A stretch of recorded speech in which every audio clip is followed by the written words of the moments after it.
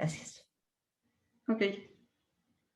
Bueno, entonces, justamente el título de esta presentación que pensé es El periodismo político de Juana Belén Gutiérrez de Mendoza.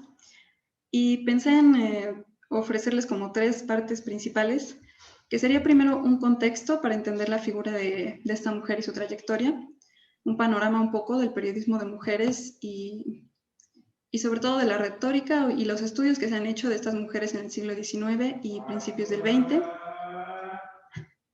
Perdón por la basura en el fondo. Después, la labor política y periodística de Juana Belén, con los recorridos que se han hecho sobre todo de su biografía. Y por último, pues me encantaría comentar con ustedes los dos folletos que les compartí, Alto y los tres problemas nacionales. Entonces, bueno, antes que nada quisiera hablarles un poco de dónde vengo yo, un poco cuál es mi punto de vista, que ya bastante lo comentó Yana. Entonces, bueno, para que se den una idea de por qué hago énfasis en ciertas cosas y por qué tengo huecos en ciertas otras cosas, pues vengo de una formación completamente literaria, con un breve paréntesis de filosofía en la maestría. Entonces, y bueno, mi proyecto justamente el actual, del que forma parte esta investigación de Juana Belén Gutiérrez de Mendoza, está enfocado no tanto en publicaciones periódicas, sino en textos de narrativa que tiene un corte político. Entonces son 6 autoras más o menos de la primera mitad del siglo XX, donde Juana Belén es la primera cronológicamente. Y el punto de vista o la metodología es más que nada el análisis retórico. Entonces, bueno, por lo que vi la sesión pasada, me queda claro que no voy a estar como a la altura del análisis a nivel material de las publicaciones periódicas, pero pues eso es un aspecto que yo creo que me serviría mucho para también mejorar la metodología de este trabajo. Y bueno, para explicarles qué es lo que entiendo como este punto de vista retórico, pues sería partir desde un concepto de la nueva retórica, que es esta que es posterior al giro lingüístico y que no tanto se dedica como la larga tradición retórica a ubicar figuras y a sobre todo prescribir cómo los discursos deben de crearse, sino que es una concepción de la retórica que parte de la base de que todos los discursos ya son a priori de alguna forma retóricos y entonces a partir de ahí podemos ver cuáles son sus estrategias, cuáles son los mecanismos que están poniendo en marcha.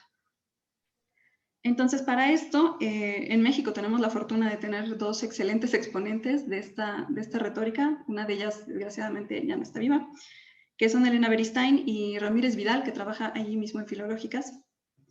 Entonces, de ellos dos tomé una pequeña cita que explica esta concepción de la retórica que es con la que yo trabajo. Esto se encuentra en su libro La palabra florida, del 2004. Es la introducción que ellos hacen. Dice, la retórica está contenida ineludiblemente en toda expresión verbal del ser humano, y los estudiosos de retórica tienen como una de sus tareas analizar este carácter natural de las lenguas. En efecto, la teoría retórica no solo enseña a hablar de modo persuasivo, además enseña a observar lo persuasivo o los actos retóricos de los textos. Entonces, esta es, digamos, la metodología que yo intento utilizar. Y después, ya para entrar en el campo del periodismo, lo que yo he encontrado, bueno, los estudios académicos que he encontrado que vinculan este análisis retórico con un estudio del periodismo específicamente hecho por mujeres en esta época, se han desarrollado sobre todo en Estados Unidos. Entonces, hay varias autoras que han abordado específicamente la retórica de las mujeres periodistas de finales del 19 y principios del 20.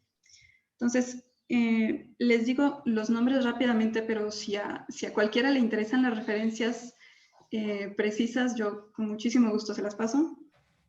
Bueno, entre otras son Jessa E. Kirsch, Jacqueline Jones Royster, una que fue fundamental para mi acercamiento de Juana Belén Gutiérrez de Mendoza, que es Cristina de Veró Ramírez, que tiene orígenes hispánicos, entonces por eso se interesó tanto por estas mujeres.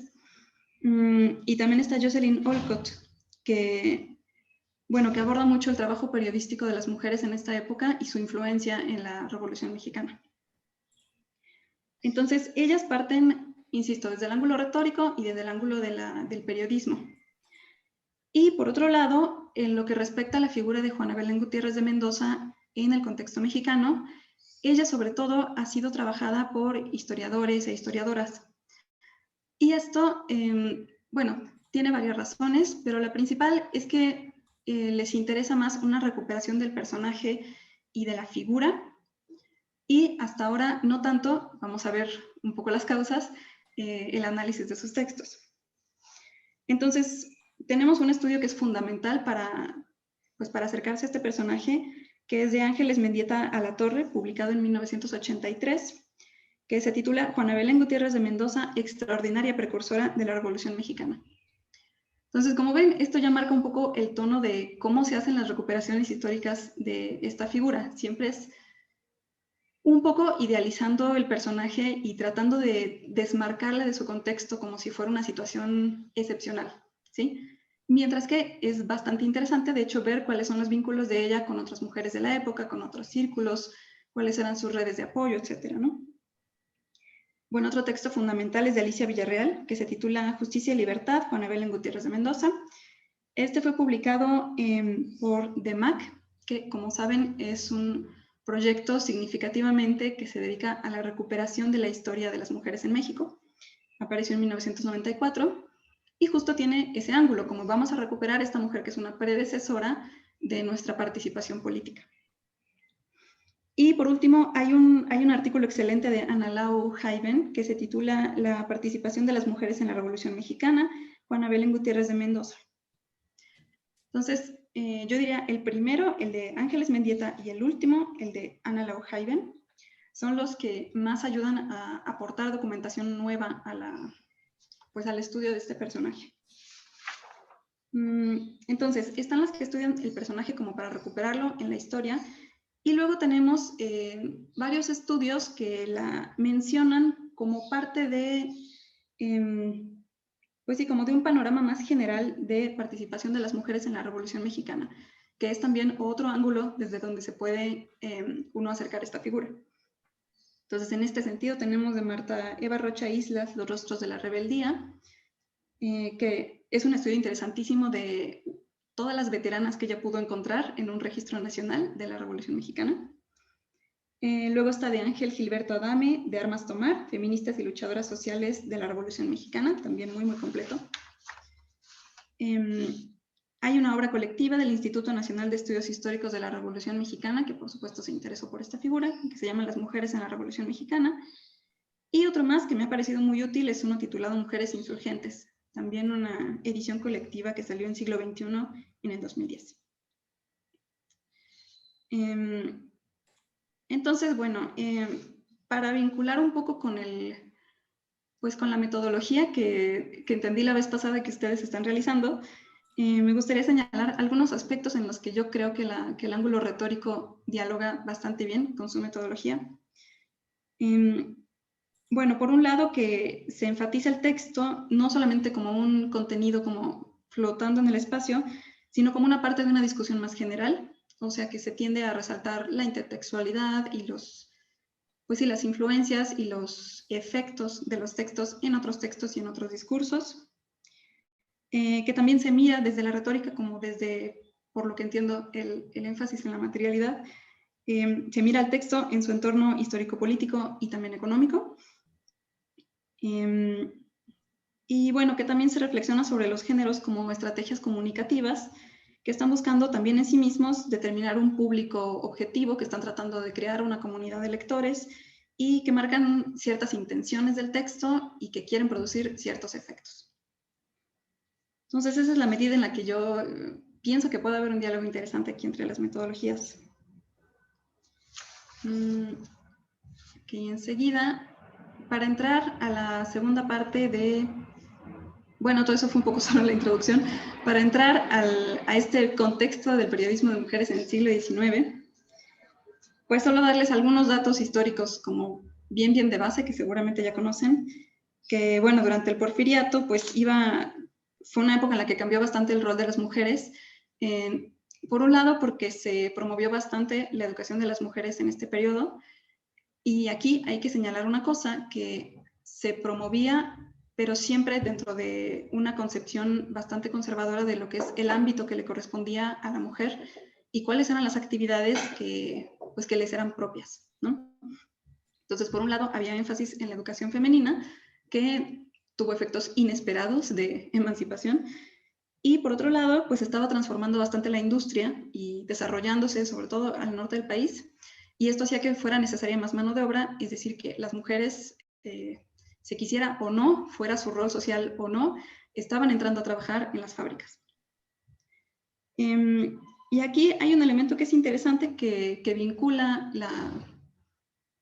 la industria con el asunto de la educación de las mujeres, y es que en esta época en las fábricas había unos conocidos como lectores, que eran unos señores que llegaban a las fábricas y mientras la gente trabajaba, ellos se ponían a leer manifiestos, literatura, periódicos, etc. Y entonces esta era una forma en la que los obreros y las obreras accedían un poco a una educación un poco más letrada, ¿sí? Incluso mientras estaban trabajando. Esto es significativo porque una parte importante de la labor periodística de las mujeres en esta época, pues venía de contextos privilegiados, de mujeres, sobre todo de las grandes ciudades, que habían tenido la oportunidad de pasar una educación como tranquilamente, sin necesidad de trabajar. Perdón. Lo siento. Y esto de los lectores en las fábricas es importante porque es uno de los factores que permiten que las mujeres de clase muy baja también se interesaran por el mundo de las letras y por el mundo político. Entonces, por eso esto es pertinente.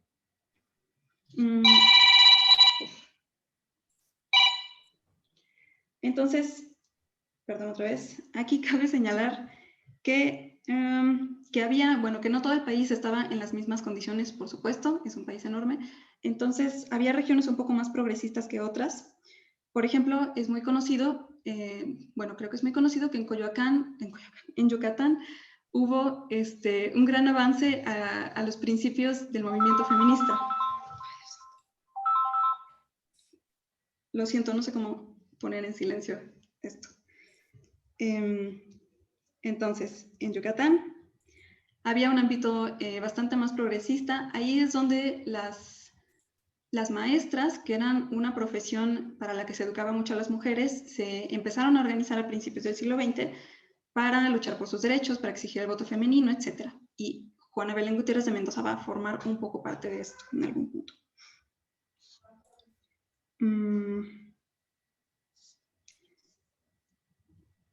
Y bueno, sí, otro elemento importante es que en ocasiones las escuelas normales, fundadas por mujeres y dirigidas por mujeres, también tenían publicaciones. Entonces, un ejemplo es la escuela normal que estaba en Yucatán, llamada La Siempre Viva, que publicó un periódico de igual nombre, titulado La Siempre Viva.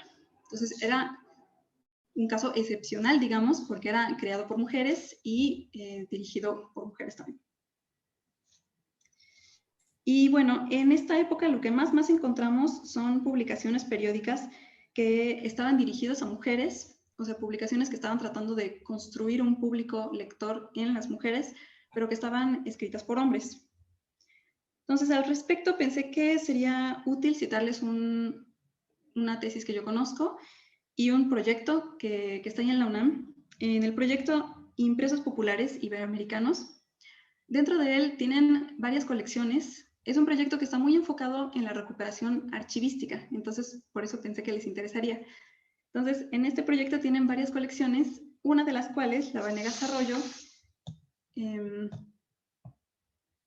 a ver, mensaje en el chat. Ok. La colección de Vanegas Arroyo es de impresos populares de justamente del siglo XIX, y en ellos una de las tesis que se han hecho al respecto de esta colección es la de Ana Rosa Gómez Mutio, que ella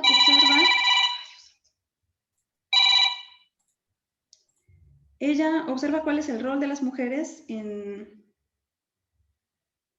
estas publicaciones, tanto como público lector, porque hay textos que se están dirigiendo a las mujeres, es decir, creando la imagen de cuál sería su público lector. Hay textos donde se está trazando y reforzando un estereotipo de género y tópicos de las mujeres, los clásicos como pues la mujer, la maternidad, la santa, la puta, etc. Y bueno, también hay algunos textos, muy pocos, muy seleccionados, que están también escritos por mujeres. Entonces, esto pienso que es pues un acercamiento muy interesante al rol de las mujeres en esta prensa del siglo XIX que no estaba todavía creada por ellas mismas, sino por los hombres. Entonces, bueno, tenemos muchos otros ejemplos de estos periódicos dirigidos a mujeres. Por ejemplo, el Semanario de las Señoritas Mexicanas, Semana de las Señoritas Mexicanas, el Álbum Mexicano, La Camelia, el Álbum de la Mujer. Hay muchos, muchos títulos. Uno de los más importantes, por supuesto, fue Las Hijas de Anáhuac, que tenía carácter literario y que ese sí fue creado por una mujer. Y bueno, aquí cabe mencionar que todos los que acabo de enlistar y bastantes otros sí están disponibles en la Hemeroteca Nacional Digital de México, lo cual es una maravilla para su estudio. Entonces, ¿qué incluían estas publicaciones? Pues en su mayoría recetas, patrones de tejido, de bordado, a veces poesía y muchas veces lecciones morales, porque estaban intentando contribuir con esta educación de la mujer como ángel del hogar. Esta era la imagen principal. Hay uno, el semanario, que sí se ocupaba un poco más de la formación de las mujeres a nivel intelectual, según la concepción de su creador, por supuesto. Entonces ponía textos pues de un nivel un poquito más elevado. Ahora, hay estudios que indican, específicamente uno de una norteamericana, Jane Herrick, indican que en esta época todas estas publicaciones duraban relativamente poco porque el número de suscriptoras se reducía con el tiempo. Entonces, esto lo que nos indica es que en realidad los contenidos no estaban funcionando, ¿sí? Pues la estrategia de apelar a estas mujeres, de llamar su atención y de formar este público lector realmente no estaba funcionando. Entonces, estos contenidos no eran los que en realidad estaban buscando las mujeres de la época. Ahora, antecedentes de ya mujeres que ejercían el periodismo en el siglo XIX. Hay una figura fundamental que es Laureana Wright de Kleinhans. Ella contrasta bastante con Juana Belén Gutiérrez de Mendoza porque Laureana Wright venía desde una situación muy, muy cómoda, muy privilegiada, desde la Ciudad de México, era una mujer burguesa que accedió a la educación. Entonces, bueno, ella colaboraba con varias otras mujeres como Dolores Correa Zapata, Ignacia Padilla de Piña, María del Alba. Todas ellas escribían en publicaciones a veces juntas durante el Porfiriato. Y bueno, ella fue la que fundó el periódico literario Las Hijas de Anáhuac, ¿sí? Figura fundamental para esta historia. Tiene también un ensayo titulado La emancipación de la mujer por medio del estudio, que muestra sus ideas feministas dentro de la concepción del feminismo de esta época. Y otra cosa importante es que ella creó un libro titulado Mujeres Notables, donde ya desde este momento ella estaba intentando recuperar y recontar una historia de las mujeres mexicanas. Entonces, en este libro ella hace perfiles de diferentes mujeres a lo largo de la historia que considera que son, pues se sobreentiende como sus antecesoras intelectuales. Entonces, esa es una obra muy interesante que, digamos, sería un poco lo que hace la de Mac, pero en el siglo XIX. Bueno, otros antecedentes son las mujeres de Zitácuaro y Hermila Galindo, que Hermila Galindo podríamos pensar que representa un poco la participación desde la clase media y desde la postura de una educadora. Entonces, bueno, mujeres también que venían desde la clase baja como Juana Belén, ahora vamos a ver un poco su biografía, serían Dolores Jiménez y Muro y Alisa Acuña y Rosete, que se va a convertir en un personaje importante en nuestra historia. Entonces, bueno, obviamente habría muchísimo más que decir al respecto. Esto es nada más como un muy breve resumen de los antecedentes de Juana Belén y un poco el contexto que la rodea en términos periodísticos. Entonces, ahora quisiera hablarles de pues, la figura de ella, que es, insisto, de lo que más tenemos información de su personaje y de su historia de vida. Entonces, bueno, ella nació en San Juan del Río, en Durango, en 1875. Era hija de un obrero jalisciense que se mudó al norte del país justamente por la gran industria que se estaba desarrollando en el norte. Y bueno, una cosa que cuenta Juana Belén en sus escritos autobiográficos y que aparece en entrevistas a su familia es que su mamá, aparentemente era una persona extremadamente religiosa y parece que esto fue uno de los elementos que causaron el anticlericalismo tan fuerte de Juana Belén. Y bueno, también sabemos que fue pocos años a la escuela porque muy pronto tuvo que empezar a trabajar. Y esto significa que su aprendizaje de las letras fue sobre todo autodidacta. Entonces, esto por supuesto contribuye, como pasó también con otra figura que me interesa mucho, que es Benita Galeana, esto contribuye también como una creación del mito de esta persona, ¿no? Como superó todas las dificultades y llegó a tener una labor periodística como extensa, interesante, etcétera, a pesar de que no tuvo una educación formal. Y bueno, si esto contribuye a la creación de un mito, pues ella misma participa porque lo escribe en sus textos autobiográficos. Les leo un pequeño fragmento de uno de estos. Ella cuenta: me acomodé lo mejor que pude entre los troncos y puse toda mi atención en descifrar los enigmáticos renglones. Y era tarea aquello, las letras se burlaban de mí diciéndome lo que querían y a fuerza de recorrer varias veces las que se agrupaban en una palabra, resultaba cada vez una palabra distinta. Cuando más fija estaba mi atención y más vehemente era mi deseo de entender, una voz recia pero no dura dijo muy cerca de mí: ¿te gusta leer? Sí. Entonces, ¿por qué no vas a la escuela? Es un fragmento que relata acerca de ella misma, donde pues resalta que realmente hubiera deseado ir a la escuela, pero sus circunstancias no se lo permitían. Después, a los 17 años, se casó con un minero, y esto es significativo porque le permitió a ella observar las condiciones de trabajo en las minas, específicamente de la Esmeralda, en Durango, y esto contribuyó también, después de haber visto las condiciones de trabajo de su propio padre y las suyas mismas, contribuyó con su radicalización como una persona en defensa de los derechos de los obreros. Entonces, ellos dos tuvieron 3 hijos: Santiago, que murió bastante chico, y 2 hijas, Julia y Laura Mendoza, que van a acompañar a Juana Belén durante el resto de su vida. Entonces, una cosa que determinó que Juana Belén se dedicara al periodismo profesionalmente es que enviudó muy pronto, y entonces, puesto que le interesaba la lectura, pues descubrió en el periodismo un medio de subsistencia. Esto es muy significativo porque hasta poco antes no hubiera sido una opción, digamos, profesional como medio de, pues sí, como forma de ganarse la vida, no hubiera sido una opción el periodismo para una mujer. Sin embargo, en este momento para ella lo fue. Y bueno, ya tenía un interés ideológico, entonces lo que pasó fue que empezó a colaborar directamente con periódicos liberales. Entonces aquí comienza simultáneamente su carrera política y su carrera como periodista. En particular, participó en el Diario del Hogar, que fue fundado por Filomeno Mata. Y bueno, acerca de este diario, me gustaría hacer un pequeño paréntesis porque considero que es una historia muy interesante. Este diario, como dice su nombre, por supuesto, era un diario que estaba dirigido sobre todo a mujeres y que abordaba todos los elementos que se pueden considerar de la vida doméstica. Entonces, bueno, fue fundado en 1881. Era financiado tanto por publicidad como por el hecho de que Filomeno Mata tenía una imprenta, y entonces en esta imprenta ofrecía también imprimir varios otros materiales. Entonces, así es como él financiaba el Diario del Hogar.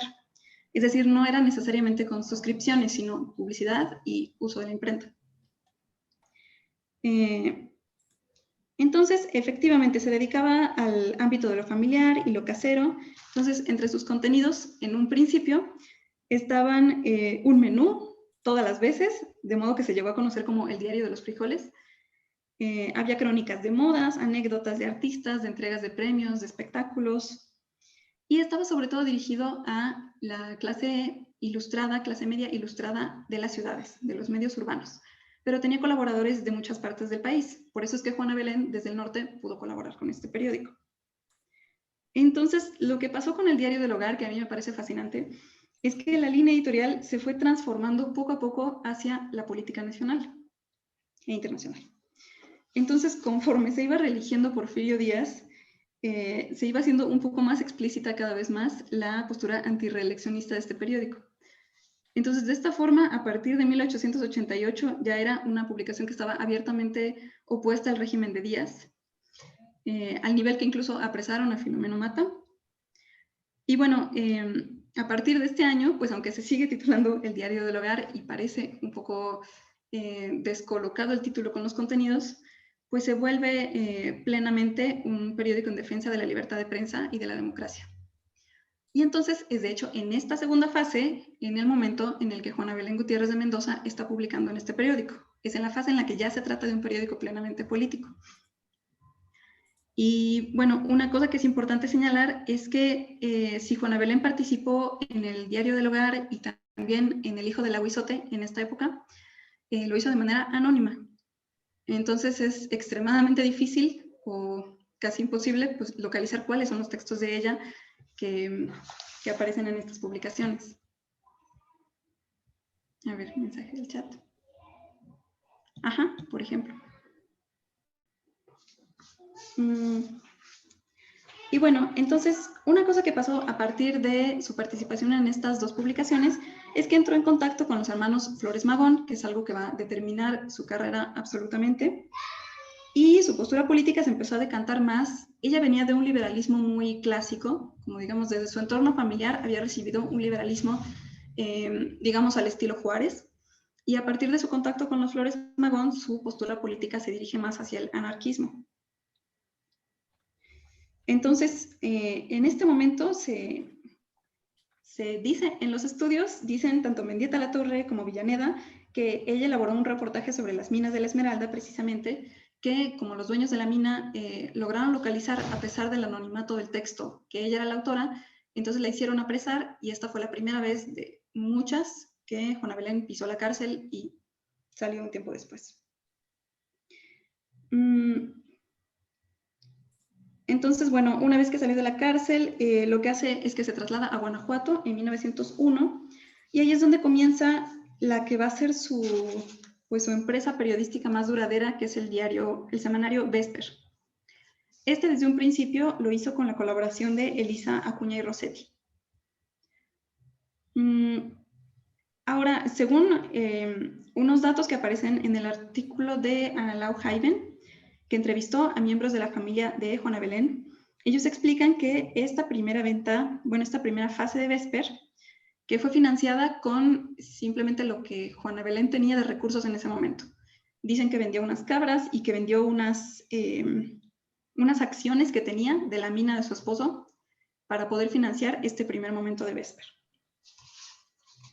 Esto también, lo de la venta de las cabras, pues también contribuye un poco a la construcción del mito, ¿no? Y bueno, a pesar de que después no iba a ser el único, pero sí fue el primer periódico que fue fundado y escrito por una mujer que tenía por tema central explícitamente la oposición al régimen de Díaz. Entonces, en un momento vamos a ver ejemplos de del tono, de la retórica de Vesper, pero sus artículos, por lo que se conoce, eran absolutamente explícitos, ¿sí? Su discurso es directo, es crudo, tiene muchísimas marcas de la oralidad de un discurso verdaderamente enfurecido.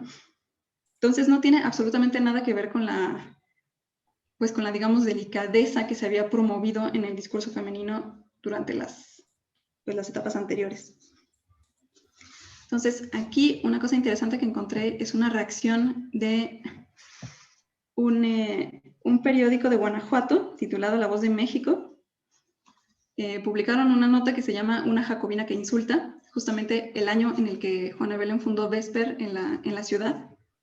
Entonces, bueno, aquí tienen toda la nota completa, es súper breve, pero les leo un cachito. Últimamente ha aparecido en esta ciudad un periódico redactado por Juana Belén Gutiérrez de Mendoza, quien, comisionada por los liberales que formaron el Congreso de San Luis Potosí, ha venido a hacer la propaganda de los principios proclamados en aquella ridícula reunión. Entonces, efectivamente, desde un principio, tanto el periódico como los textos en diferentes formatos de Juana Belén eran explícitamente combativos, muy, muy explícitamente combativos. Y un elemento, a pesar de que su postura política sí iba a cambiar a lo largo de las décadas, pero un elemento que jamás cambió fue su anticlericalismo muy claro y muy radical. Entonces, bueno, en Guanajuato no fue precisamente muy bien recibida Vesper. Pero un apoyo que sí tuvo muy, muy fuerte en esta época, en el momento de su fundación, fue el apoyo de Ricardo Flores Magón, que en el periódico Regeneración, ahí encontramos muchas señales pues del recorrido de Vesper y de los vínculos que estaba teniendo con Regeneración y más adelante la ruptura de este vínculo.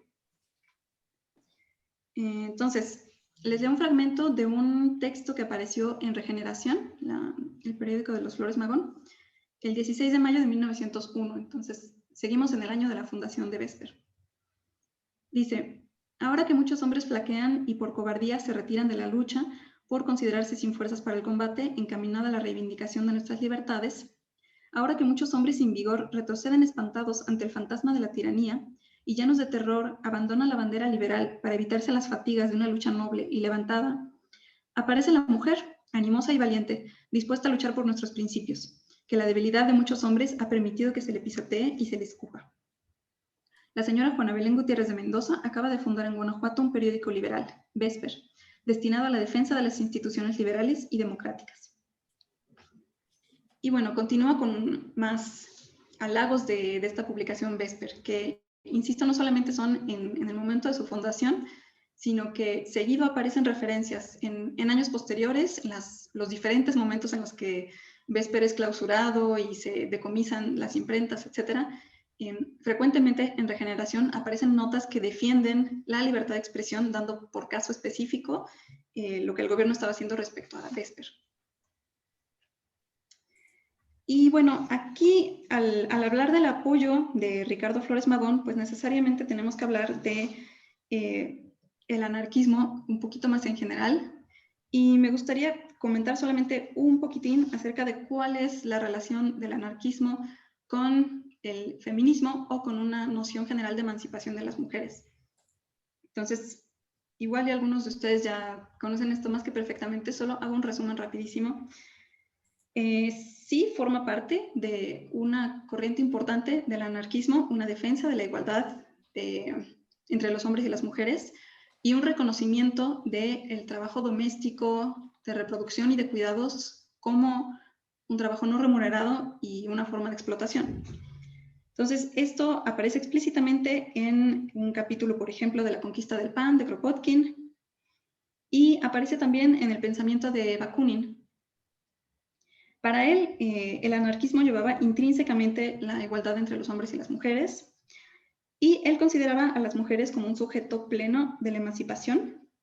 Y otra de las cosas que él propuso fue la eliminación de la familia legal y religiosa, que estaba, en su opinión, basada en un concepto de propiedad. Y bueno, en sus textos hay una propuesta de favorecer el matrimonio libre sin que las relaciones entre las personas tengan que estar mediadas por ningún tipo de autoridad. Entonces, evidentemente, esta es la línea que retoman muchos feminismos en muchos lados geográficos que se identifican con el anarquismo. Ahora, cabe señalar que no todas las versiones del anarquismo tienen esta postura respecto a las mujeres. Por ejemplo, para Proudhon, el papel de las mujeres sí era esencialmente el de la reproducción y el trabajo del hogar. Entonces, para él, esa era la participación que tenían que tener en la lucha y iba en contra de su naturaleza el hacer actividades afuera del hogar. Entonces, no es la totalidad del anarquismo, pero es, digamos, cierta línea que sí llegó a ser bastante hegemónica. Y bueno, una cosa interesante es que hay otras anarquistas contemporáneas a Juana Belén en el continente que estaban teniendo bastante eco. Entonces, la más famosa es, por supuesto, Emma Goldman, que básicamente es de la misma generación que Juana Belén. También hay otras como la uruguaya Mabel Bellucci. En Brasil estaba Sofía Garrido y Paula Suárez. Y había grupos bastante nutridos y bastante activos en Argentina. Al respecto, encontré un artículo interesantísimo que habla de dos publicaciones anarquistas femeninas en esta época en Argentina. Una llamada La voz de la mujer, que apareció entre 1896 y 1897, un solo año, y otra titulada Nuestra Tribuna, un poco posterior, de 1922 al 25. Entonces, al parecer, Gracias, Diana. Al parecer, debido a un poco a las olas migratorias, debido también a la gran urbanización y a la industrialización de Argentina, pues ahí también floreció bastante el pensamiento anarquista, de forma que también muchas mujeres estaban participando muy, muy activamente. Ahora, para volver específicamente a Regeneración y a los Flores Magón, bueno, si buscamos en sus artículos una posición respecto al papel de la mujer, resulta que la imagen de la mujer que manejan es un poco ambigua. Entonces les voy a poner aquí un ejemplo de uno de sus artículos.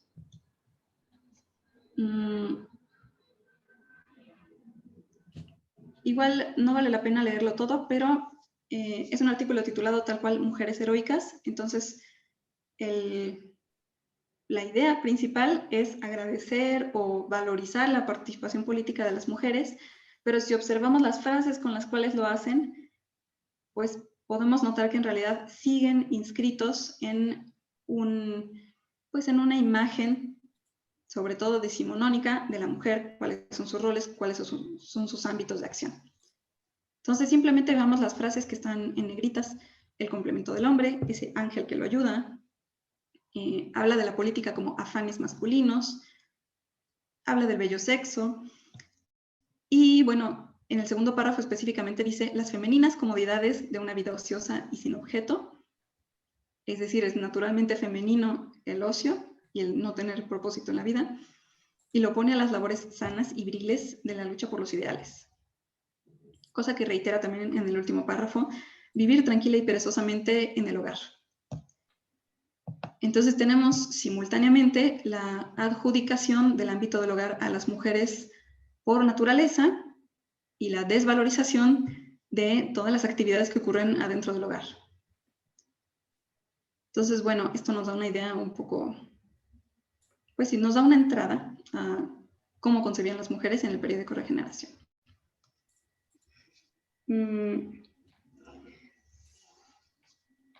Ok, ahora, esto es interesante porque la relación entre Juana Belén y Ricardo Flores Magón pasó por etapas muy distintas, y al parecer, en lo que he logrado consultar de su correspondencia, parece que la valorización de la labor política de las mujeres por parte de Flores Magón y por parte del periódico Regeneración era muy dependiente de que ellas coincidieran exactamente con su proyecto político.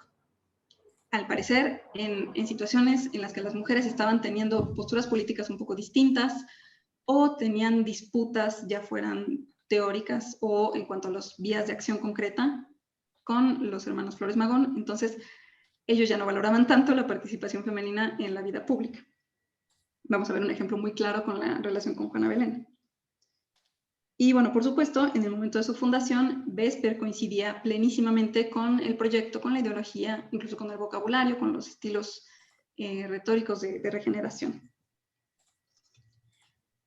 Ahora, aquí tienen un primer ejemplo de el tono, un fragmento de un artículo que apareció en Vesper titulado El General Díaz. Entonces, este sí se los leo porque nos da mucho la idea de lo directa que era su escritura. Dice, el general Díaz lo sacrifica todo a la ambición de reinar. La deuda antigua no se alcanza a cubrir, pero ni siquiera a aminorar porque el Tesoro Nacional se derrocha en canonjías para asegurar lacayos mediante un buen salario. La deuda piadosa fue preciso contraerla porque el general Díaz necesita el apoyo de los mochos y de los yanquis. Y los mochos y los yanquis lo obligaron a echar sobre el Tesoro Nacional una deuda más, despojando al pueblo para mantener holgazanes en California. El presidente necesita prestigio en el extranjero y se lo procura como los fanfarrones de barrio, derrochando en superfluidades lo que no tienen para cubrir necesidades. Entonces, observen el tono, observen el vocabulario. En otros artículos, literalmente dice que Porfirio Díaz es un monstruo, le habla en segunda persona como tú, General Díaz, eres un monstruo que está destruyendo nuestra nación. Digamos, el tono es por lo menos sorprendente. Y aquí aparecen dos de los tópicos que van a estar muy presentes a lo largo de las publicaciones de Juana Belén, que son el anticlericalismo, ilustrado aquí en el término los mochos, y el un nacionalismo que se opone acérrimamente a cualquier intervención internacional, venga de donde venga, que se expresa aquí ya un poco con el término de los yanquis.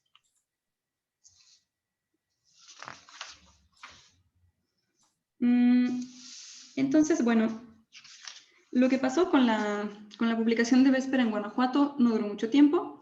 La imprenta fue decomisada un poco después de que fue fundada.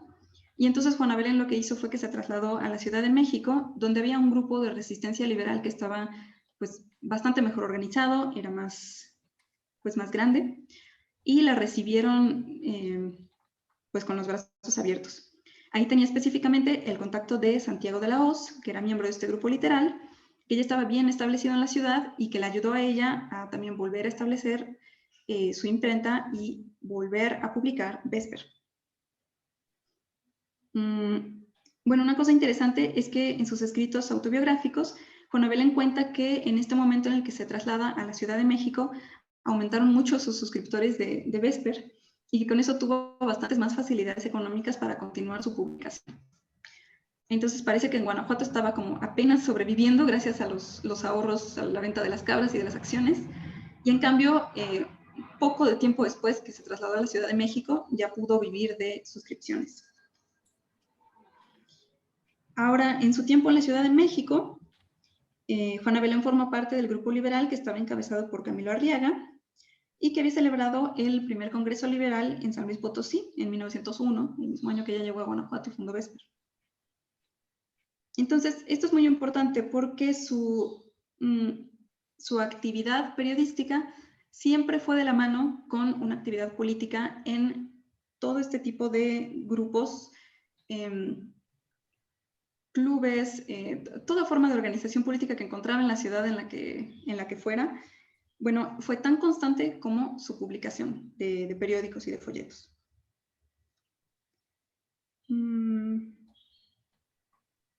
Y bueno, aquí tenemos un testimonio, que es el único que yo he visto, un testimonio de Santiago de la Vega, que publicó un libro titulado La mujer en la revolución, Doña Juana, en 1950. Entonces él aparentemente estaba en la Ciudad de México y formaba parte de este círculo cuando Juana Belén llegó a este contexto y observó más o menos cómo fue su llegada. Les leo un pequeño fragmento. Dice: se reinstaló en la Ciudad de México el Club Liberal Ponciano Arriaga, centro director de los clubes liberales de toda la República Mexicana, con la siguiente mesa directiva: Camilo Arriaga, presidente; Antonio Díaz Soto y Gama, vicepresidente; como secretarios, Juan Sarabia, Ricardo Flores Magón, etc. Como vocales, muy importante, recién llegada, Juana Belén Gutiérrez de Mendoza, primera vocal. Y luego cuenta en dónde vivía ella, en la calle, dónde se reunían, etc. Entonces, este testimonio es, pues digamos, está interesante para ver cómo fue el recibimiento tan cálido del grupo de los liberales en la Ciudad de México y por qué Juana Belén tuvo tantas facilidades para publicar Vesper en esta que podría ser una segunda etapa.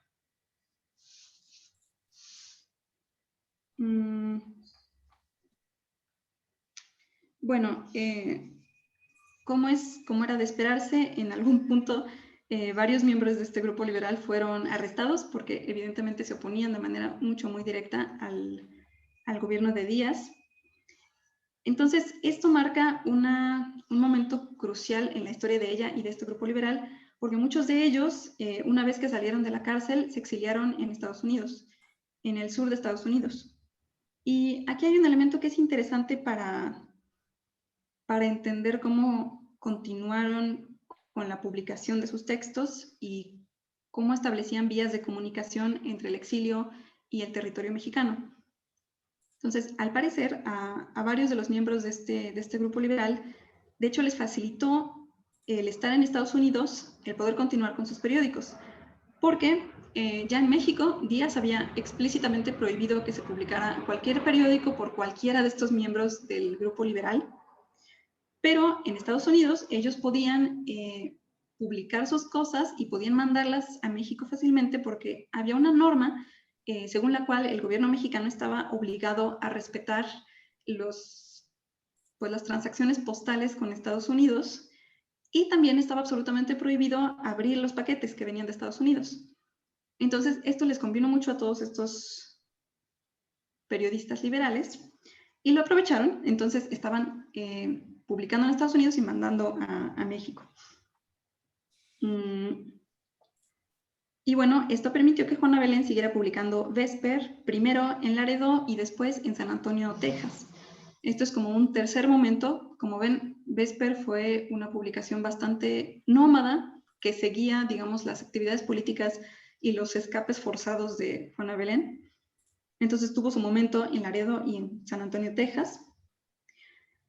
Y bueno, aquí sucedió un conflicto grave que empezó a separar primero el grupo de los liberales y después, lo que nos concierne más, específicamente separó de manera tajante a Ricardo Flores Magón de Juana Belén. Entonces, primero que nada, pues este grupo se separó en dos facciones porque había una que estaba liderada por Camilo Arriaga, que tenía más el proyecto de la transformación del país por la vía institucional, por la vía democrática institucional, y por otro lado estaba Ricardo Flores Magón, que era acérrimamente anarquista, entonces, pues por consecuencia no favorecía la vía institucional. Entonces, esto ya fue una separación del grupo que se habían exiliado juntos, y Juana Belén en este momento se alió con Camilo Arriaga. Entonces, ahí hubo como una pequeña distancia con Ricardo Flores Magón. Y después ocurrió, desafortunadamente, que en 1904, Santiago de la Hoz, que era un amigo muy cercano de Juana Belén, se ahogó y estaba en presencia de Enrique Flores Magón. Entonces, pues surgió la duda de si no lo habría ahogado voluntariamente Enrique Flores Magón, debido a las tensiones de este grupo que acabo de mencionar. Entonces aquí Juana Belén creyó definitivamente que lo habían asesinado, y entonces desde Vesper empezó a atacar a los hermanos Flores Magón, que a su vez se defendieron, y aquí entra una fase de, pues sí, de ataques bastante virulentos de unos a los otros. Aquí, por ejemplo, pueden ver realmente el nivel de atención que en Regeneración se le estaba poniendo a atacar a la figura de Juana Belén Gutiérrez de Mendoza. Todo esto que ven aquí son básicamente injurias hacia Juana Belén. Entonces, primero, bueno, responden por supuesto a los ataques que había hecho ella en Vesper.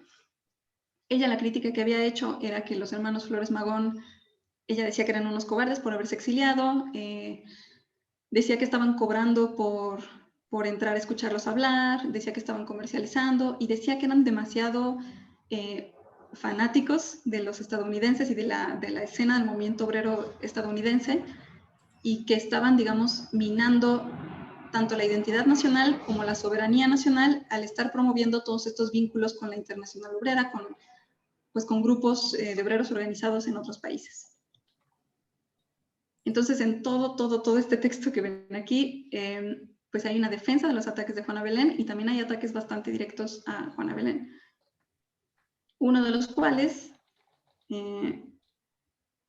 bueno, aquí tienen dos párrafos igual y es un poco largo para leerlo, pero todo este texto largo que ellos publican empieza explicando que no por ser mujer, Juana Belén puede solamente atacar sin tener una respuesta.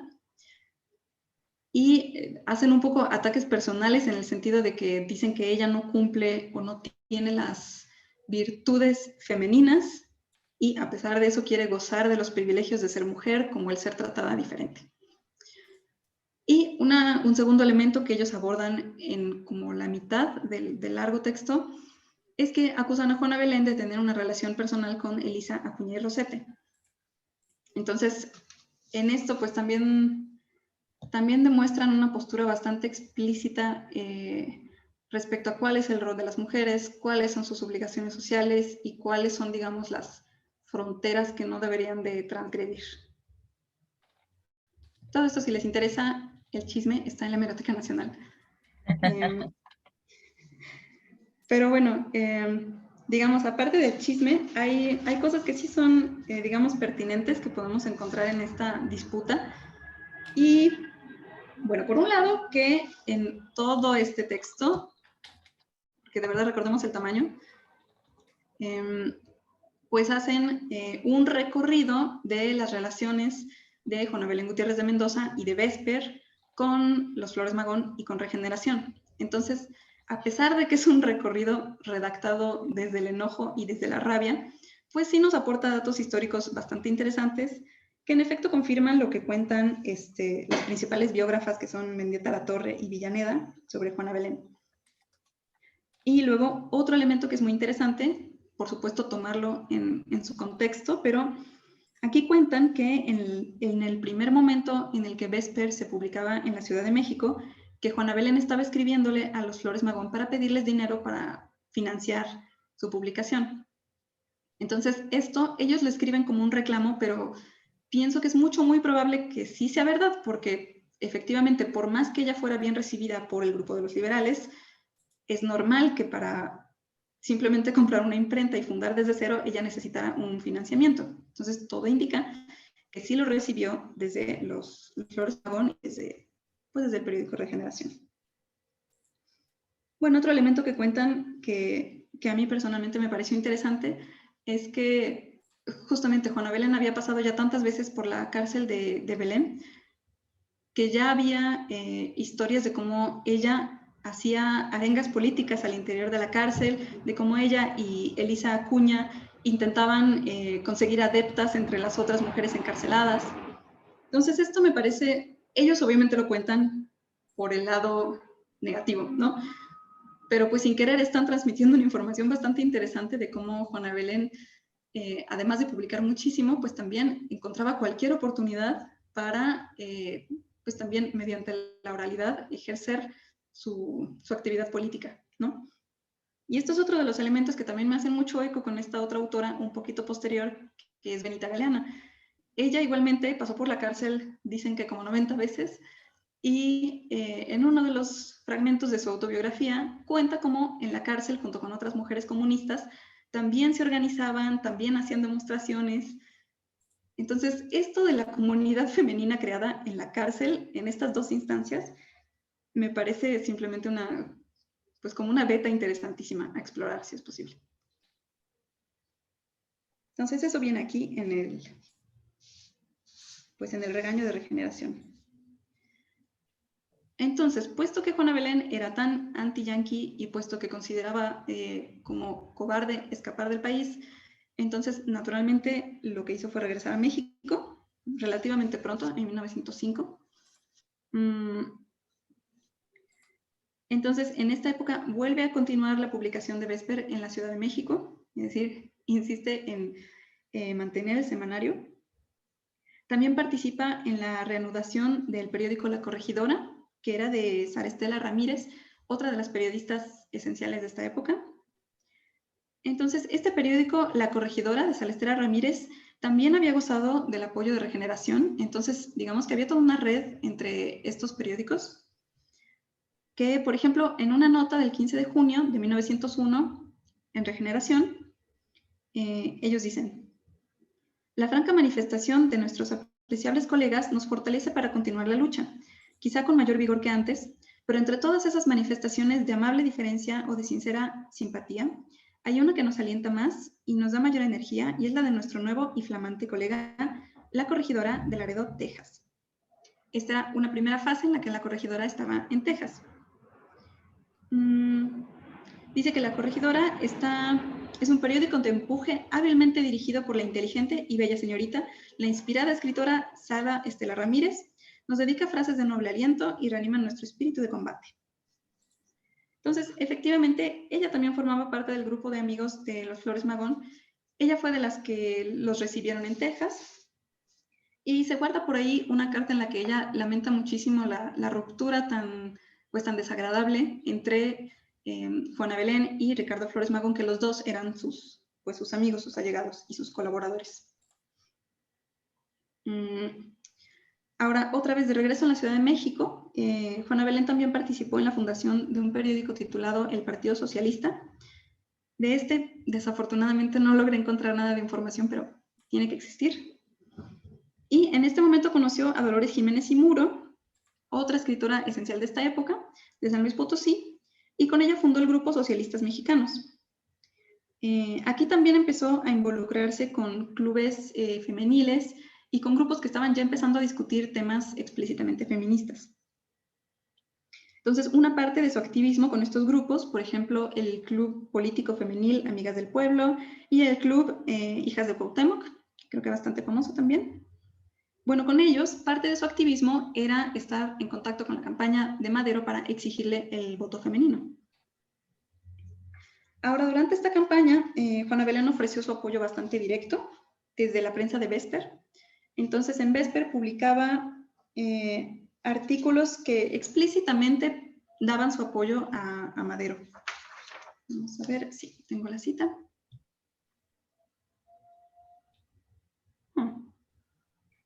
Perdón, ya no me acuerdo qué era esto. Bueno, este es un ejemplo de un artículo en Vesper que explicita el apoyo a Madero. Entonces, lo hace de todas formas con un poco de precaución. Dice, no se piense que creemos, como muchos ilusos cuyos nombres podemos citar, que para que el pueblo sea libre basta con que cualquiera sustituya al general Díaz. Bien se ha visto a Vesper ir solo contra una multitud enloquecida y apasionada cuando los actos han sido una farsa, las palabras una mentira y los hombres una amenaza para esa misma multitud, que por escapar del peligro presente no advertía otro peligro mayor para el futuro. No podrá decirse que nos aturden las palabras, que nos deslumbran las personalidades, que nos hipnotiza la opinión pública. No, ya lo hemos dicho otra vez, la caída de un tirano no es la caída de la tiranía. Y si tan resuelta como espontáneamente venimos a luchar porque el señor Madero ocupe la presidencia de la República, es porque el señor Madero nos inspira la más completa confianza respecto a los fines que persigue. Es porque tenemos la convicción de que la suerte de este desdichado país mejorará cuando el señor Madero esté al frente de sus destinos. Y mientras algún hecho no venga a modificar nuestra opinión, Vesper siempre ocupará su puesto al lado de los que luchan por el victorioso candidato de la Gran Convención. Entonces, aquí se ve un poquito la contradicción entre la desconfianza que tenía, en tanto que anarquista, Juana Belén, de todas las instituciones en general, y su apoyo a Madero en este momento, que quizá podría señalar una ligera relación también financiera, pero eso sería como pura conjetura. Entonces, efectivamente, cuando estalla la revolución en este año, Juana Belén estaba plenamente aliada con la causa maderista y por lo tanto participó en los 2 complots de Tacubaya al inicio de la revolución, que estuvieron encabezados por Camilo Arriaga y que también tenían la participación de Dolores Jiménez y Muro y, entre otros, José Vasconcelos. Entonces, como consecuencia de esto, otra vez fue apresada en 1910 y, como de costumbre, se clausuró la imprenta de Vesper, se decomisaron todos los materiales y terminó otra vez una de sus fases. Ya sé lo que era esto. En este momento aparece una nota de apoyo en el Diario del Hogar, que recordaremos es el primer lugar donde Juana Belén publicó, y en este momento, cuando se decomisa la imprenta de Vesper, aparece una nota que intenta defender tanto la libertad de expresión como la libertad física de Juana Belén. Una disculpa por la imagen, pero bueno, esto también está en hemeroteca.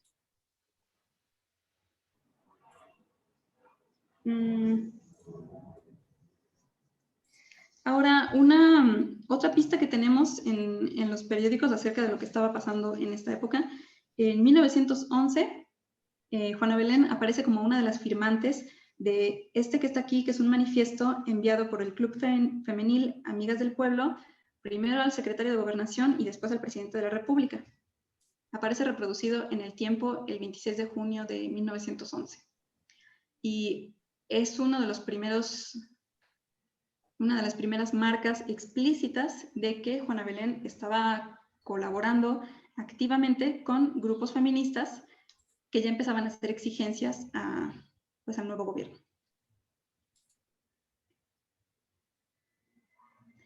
Ahora, una vez que triunfó la revolución maderista, Juana Belén, de hecho, en este momento se deslinda un poco de Madero y lo que hizo fue trasladarse a Morelos, donde varios de sus amigos que tenían inquietudes políticas similares, la llamaron para que viera la situación y para que colaborara.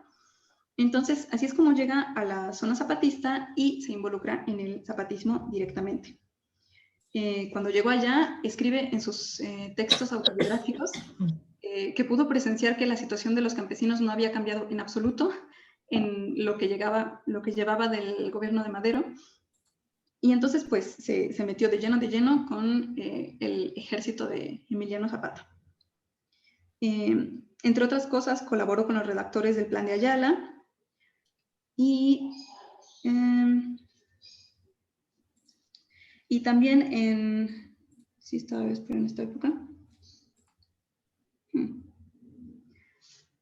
Bueno, lo que se cuenta de ella en las biografías es que participó en la construcción ideológica del zapatismo. Entonces, lo que sabemos concretamente es que colaboró con la redacción del Plan de Ayala.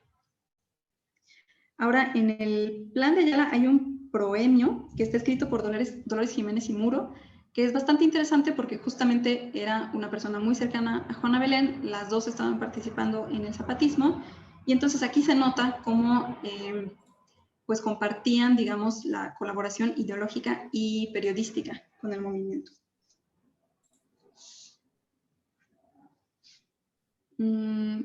Ok, otro elemento quizá interesante es el hecho de que en 1911 Juana Belén dirige una carta a Francisco I. Madero en la que cuenta justamente esta situación desesperada de los campesinos que ella estaba presenciando y le pide ayuda explícita para unos familiares suyos que habían sido apresados por el gobernador en ese momento. Entonces, aquí se entiende un poco que Juana Belén sí tenía una relación cercana con Madero, a pesar de que estaba en ese momento participando con el zapatismo. Y bueno, en esta época, ella, pues, tal cual se involucró en la lucha armada, llegó a ser coronela y lideró un regimiento que se llamaba Victoria. Bueno, consecuencia de lo cual terminó en la cárcel otra vez. Ahora, otras pistas que tenemos en los periódicos del año de 1912, bueno, tenemos explícitamente una crónica en 3 partes en el periódico El Tiempo que narra lo que pasó con su participación en el complot de Domínguez. Entonces, bueno, se descubrió el complot, se cuentan en estas notas que varias personas fueron encontradas culpables, se cuenta que fueron apresadas y se cuenta que fueron liberados. ¿Sí? Esto es, digamos, casi como una crónica breve de lo que estaba haciendo Juana Belén en 1912. Y bueno, así efectivamente, en esta época, Juana Belén reanuda la edición de Vesper, esta vez en Morelos, y desde Vesper también publica textos que están intentando, que explícitamente apoyan el movimiento zapatista. Aquí también fundó otro periódico titulado La Reforma. Este ya tenía mucho más énfasis en la defensa de los indígenas, obviamente por influencia de todo el movimiento zapatista en el que estaba inmersa, y también énfasis en la causa agraria, que son, como vieron en los folletos, que son 2 temas que van a continuar hacia el final de su producción. Ahora, hacia 1919, que como saben es, digamos, un momento en el que concluye violentamente la lucha zapatista, ella funda un nuevo periódico que se llama El Desmonte. Su subtítulo es Por la tierra y por la raza, que es el mismo título de un ensayo que ella publica un poco después. Bueno, en este periódico publicó textos que transmitían bastante su decepción de la lucha armada de la Revolución Mexicana. Entonces, ella había estado muy comprometida primero con la campaña de Madero, después con la lucha zapatista, y en este momento es un momento como de decepción en el que El Desmonte básicamente se dedica a argumentar por qué no funcionó la revolución. Otra cosa que hizo en este año, que cuentan sus biógrafas, pero no encontré información directa, es que organizó la fundación ahí mismo en Morelos, en los terrenos que eran de una hacienda previamente. Organizó la fundación de una colonia agrícola experimental llamada Santiago Orozco. Esto me pareció muy interesante porque al parecer era un intento de una puesta en práctica de una comunidad que funcionara con los valores, con la ideología que ya había estado construyendo a lo largo de todo este tiempo. Entonces parece que desgraciadamente el experimento no duró tanto tiempo, básicamente por falta de apoyo económico. Ella intentó contactar a la Secretaría de Agricultura y Fomento pero parece que no consiguió financiamiento suficiente para que su proyecto pudiera continuar. Entonces, tras el fracaso de este intento de lo que yo interpreto que hubiera sido una comunidad anarquista, vuelve a la Ciudad de México en 1922 y en este periodo colaboró de hecho con el gobierno, que ya tenía como parte de sus intereses, al menos a nivel discursivo, la defensa de los derechos de las mujeres. Entonces colaboró con el gobierno en la creación del Grupo Acción Femenil y del Consejo Nacional de Mujeres Mexicanas. Ahora, esta es la época en la que durante la administración de Álvaro Obregón, José Vasconcelos estaba empezando varios proyectos educativos muy revolucionarios para su momento, entre los cuales había un gran énfasis en la educación rural. Entonces abrió una convocatoria para maestros que quisieran ir a los campos a alfabetizar, y Juana Belén se inscribió inmediatamente. Y entonces eso hizo, y en este momento empieza una fase de su carrera que es como profesora, ¿sí? Como maestra. Entonces, en 1922 se fue como maestra misionera a Jalisco y a Zacatecas. Poco tiempo después, en 1926, se hizo inspectora de escuelas rurales en Zacatecas. Ahora su rol de maestra lo dejó temporalmente porque durante la Guerra Cristera fue más bien directora de un hospital civil. Ahí no sé exactamente por qué llegó o cómo llegó, pero eso sucedió. Y bueno, lo interesante aquí es que es más o menos en esta época, como finales de los 20 y principios de los 30, que aparecen los folletos que de hecho sí podemos consultar. Bueno, Alto precisamente, que ustedes tienen en sus manos, de 1922, y Los tres problemas nacionales, un poco después, en 1933.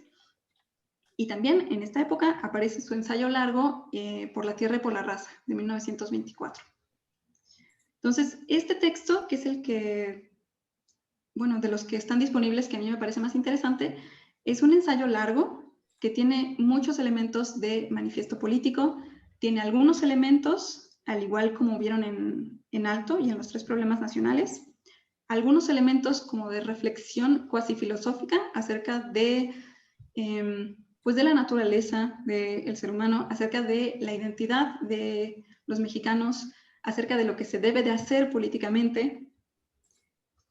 Y bueno, otra cosa que tiene muy interesante es que este es un texto que intenta volver a contar la historia de los mexicanos para resaltar una identidad nacional basada en lo que ella llama una raza indígena, basada entonces en una identidad étnica y basada fuertemente en la identidad de esta etnia con su territorio, es decir, con una noción muy fuerte de pertenencia, digamos, natural a un espacio geográfico. Como ven, aquí siguen todos estos temas que le habían obsesionado desde el principio de Vesper, de, bueno, el anticlericalismo es claro cuando hace una crítica fuerte de la conquista española y de sus efectos negativos, entre los cuales considera la religión católica, y el antiimperialismo, porque ella básicamente tiene la idea de que la herida de la conquista en ningún punto se cerró y de que el proceso de la conquista ha continuado en diferentes, como puestas en práctica y desde otros personajes, ¿no? Bueno, esto también está en los folletos y lo veremos, yo supongo. Ahora, en estos años, un elemento interesante es que Juana Belén se integró a un grupo llamado Indoamérica, que era un grupo donde específicamente se compartían estas ideas de que la identidad del mexicano era esencialmente la identidad del indígena y de que no era posible tener un concepto de nación que no respetara, digamos, las fronteras de esta identidad étnica. Luego, en 1930, otra de sus publicaciones que son dignas de mencionarse es un folleto llamada de Albañiles.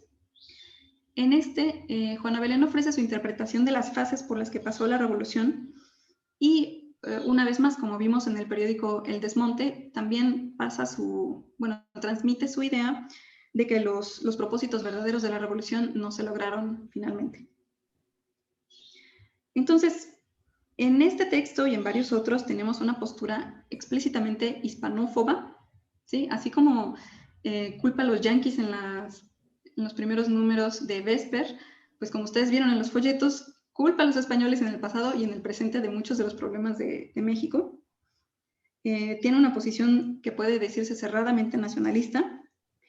Y una cosa que es muy importante señalar es que en esta época ella hace una crítica y un ataque bastante directo a las principales posturas de izquierda que existían en esta época, sobre todo el socialismo y el comunismo. Como vimos, parte de su crítica venía del hecho de que eran ideologías importadas hacia México y que para su puesta en práctica requerían de vínculos muy estrechos y de una comunicación muy directa con pues, grupos y células de otros países. Entonces, ella consideraba que esto vulneraba la identidad de los mexicanos, la soberanía de los mexicanos, y que resultaban discursos artificiales que no necesariamente funcionaban para la raza mexicana, así como ella lo dice en sus términos.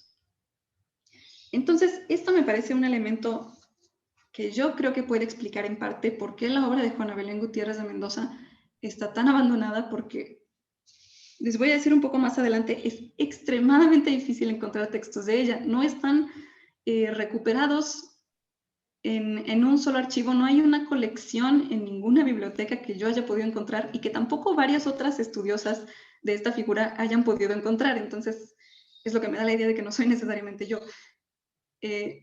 Pienso, esa es mi hipótesis, que no están recuperados sus textos porque ella verdaderamente en este punto de su vida no pertenecía a ningún grupo político que tuviera ninguna forma de poder, ¿sí? Entonces, por la derecha nadie iba a tener interés en recuperarla porque era completamente anticlerical, porque era completamente antiinstitucional, porque era lesbiana abiertamente, ¿sí? Entonces, por la derecha, nadie. Y luego por la izquierda, las principales posturas pues eran los comunistas, eran los socialistas, que ella estaba insultando continuamente en todos sus textos. Entonces, es lo que yo me imagino que causó un poco el abandono de esta figura y el abandono de sus textos, sobre todo, que es lo que me parece un poco más triste.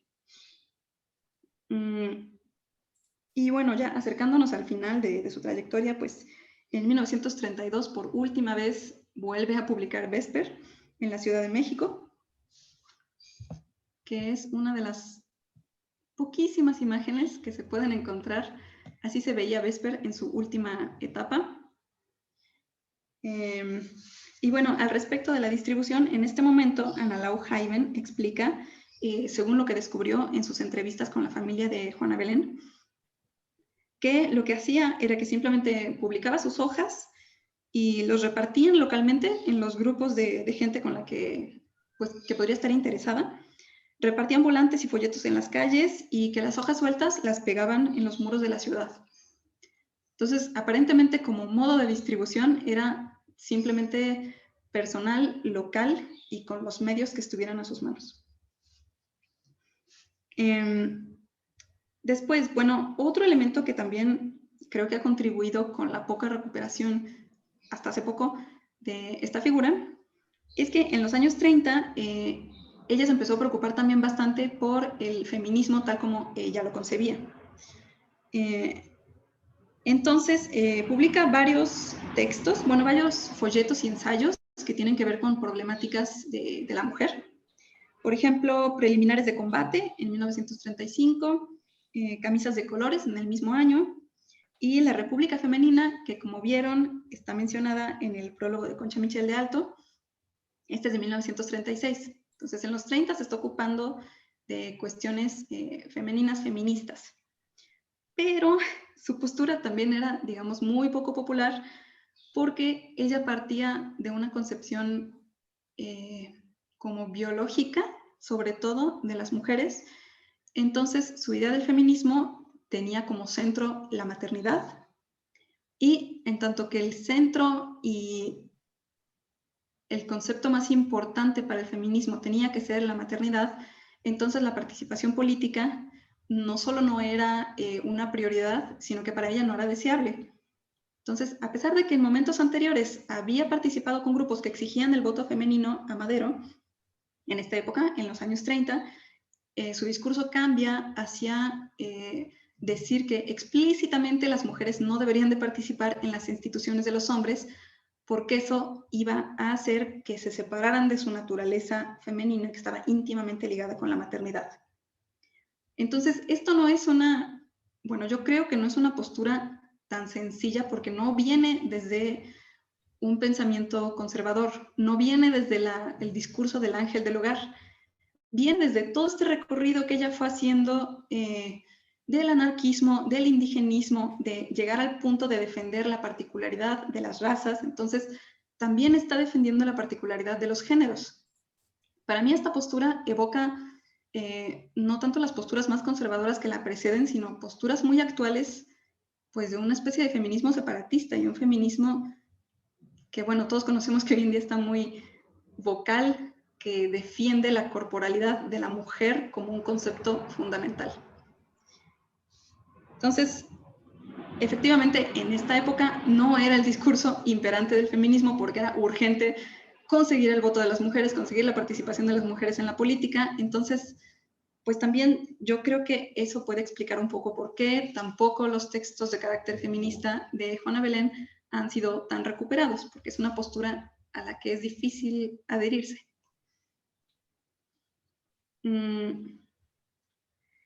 Y bueno, uno de los últimos pasos en su vida fue que en 1937 era gobernador en Morelia Gildardo Magaña, que había sido su compañero en la lucha zapatista, había sido general él. Entonces, él la invita a Morelia a ser directora de una escuela industrial de señoritas. Aquí Juana Belén pudo poner en práctica su interés por la educación que había tenido en otros momentos y también poner en práctica sus ideas acerca del feminismo. Entonces, bueno, esta era una escuela, era un internado donde las chicas aprendían diferentes oficios y sí tenían como principal propósito la emancipación, antes que nada económica. Y bueno, aquí fungió como directora hasta 1941, cuando fue destituida en el momento en el que Magaña murió. Entonces perdió el apoyo de él y perdió el cargo inmediatamente. Pero bueno, mientras fue directora, también continuó, como siempre, publicando folletos. Entre ellos están Más allá de los muros, de 1938, y también una revista muy, muy breve titulada Alma Mexicana. Entonces, bueno, simplemente esto es último evento, fue destituida del cargo, murió en 1942, y dicen sus biógrafas que poco tiempo antes tuvo que vender su imprenta para pagar pues servicios médicos para una nieta suya que estaba enferma. Entonces, esto la información que nos da es que la situación económica de Juana Belén pues siempre fue bastante precaria, ¿no? Y bueno, dato extra quizá interesante, recibió una pensión como veterana de la Revolución. También es por eso que aparece en el estudio de Marta Eva Rocha de las veteranas, porque está registrada oficialmente como veterana de la Revolución. Entonces, ya solamente para concluir todo esto, algunas cosas que quisiera señalar del estudio de la figura de Juana Belén. En primer lugar, que sobre todo su figura se ha abordado desde la historia, como recuperación del personaje, y que bueno, esto se entiende mucho más cuando vemos la extrema dificultad para encontrar sus textos, salvo por alto los 3 problemas nacionales y por la tierra y por la raza, que se encuentran en el Colmex, en la Biblioteca Nacional y en la Biblioteca de las Revoluciones de México. Salvo por esos 3, yo no he logrado encontrar ningún otro, y las autoras que he consultado, todas hacen referencia a Ángeles Mendieta, que publicó esta primera biografía de Juana Belén. Al parecer lo que sucede es que ella, igual que Ana Lau Jaiben, estuvieron en contacto con la familia de Juana Belén y aparentemente son ellos los que guardan, no sé si toda la colección, no sé qué tan organizado, pero guardan textos de Juana Belén. Entonces aquí lo que hace falta urgentemente es una labor pues de recopilación, una labor de acercamiento y de convencimiento a la familia de Juana Belén, que no sé tampoco exactamente pues cuáles serían los contactos, porque la última académica que vi que entrevistó a sus familiares fue en los años 90. Entonces, bueno, eso ya lleva un rato. Yo no sé hoy en día por dónde se empezaría esta búsqueda, pero definitivamente me parece muy interesante, muy digna de hacerse toda esta búsqueda documental.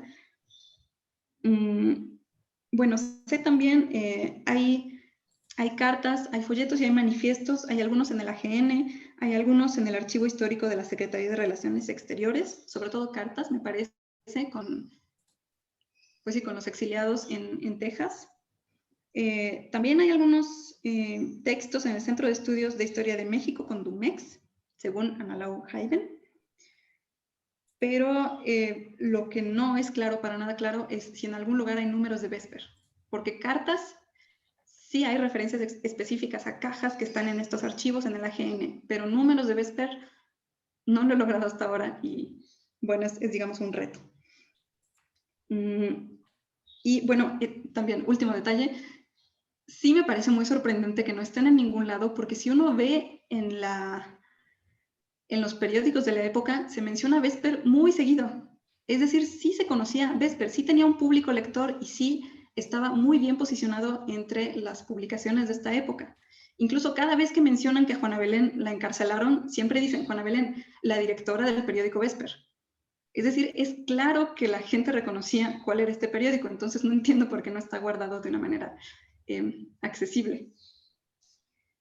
Entonces ya, bueno, eso sería todo respecto a la presentación y después yo creo que si quieren, no sé, que comentemos un poco antes de pasar a los folletos o ya como prefieran organizar desde ahora.